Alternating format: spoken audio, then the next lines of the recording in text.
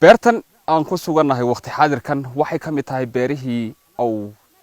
bishan sanadkii tagay bisheedii oo Abiy Ahmed soo booqday halkan wafdiga hogaaminayo waxay ahayd beertii oo markaas loo xushay in la soo tuso Dr. Abiy Ahmed ra'iisul wasaaraha Jamhuuriyadda Dimuqraadiga Federaalka Itoobiya si uu bal u soo indhayndeeyo dhulka u baahan in laga sameeyo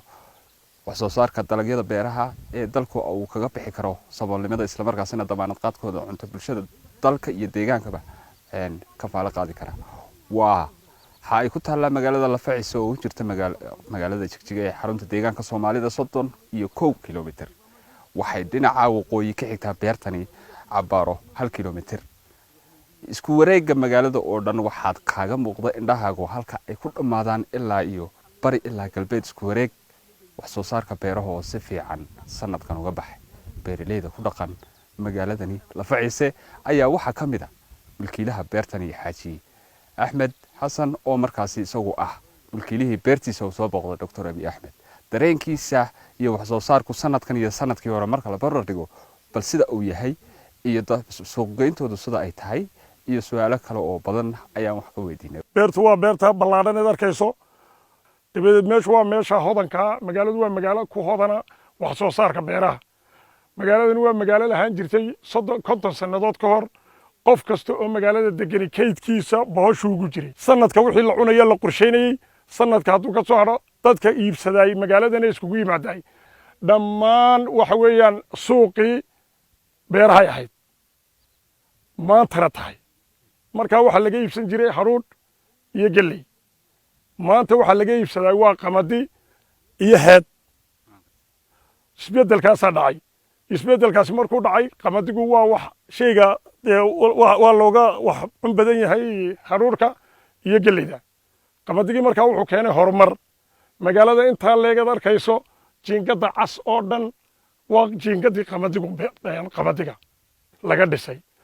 marka saasay wax soo saarkeegu yahay muwaadinkan ayaa sidoo kale wuxuu cabashooyin iyo codsi u diray maamulka heer deegaan in ay weli ka dursugayaan warshadihii hadda ka hor ra'iisul wasaare Dr. Abiy Ahmed u ballan qaaday sidoo kale waxaa si lamid ah uga hadlay gudoomiyaha santarka Waraabayure ee magaalada Lafaciso oo timaada Cabdisalaan Daahir Maxamed saameynta deerta iyo harame magaciisa ay ku tilmaameen ama ay ku sheegeen midaati kofri waxaadana eedna nusqaana oo weheliya in deer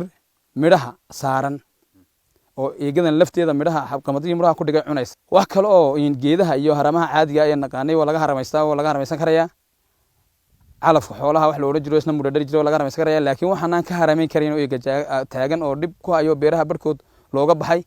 waxaan u malaynay inuu la socdo siidhasha la keenayo oo daaq la yiraahdo data kurfi meel alla meeshuu ka baxayna ana wax qamadii ka baxaynin marka waxaan u sheegaynaa kulli xafiisyada u xisaaran xafiiska beeraha heer deegaan ama heer dalba iyo cidii daawaneysaba wixii xal looga heli karayo bulshada in laga caawiyo daaqaasi waa ka waxa la yiraahdo midata kurfi iyo u yaqaanaan dadkani daaq horeyn u soo jiro soo jiraan aha maaha waa wax inta midhaha tayaysan ay soo gaareen dhulka yimid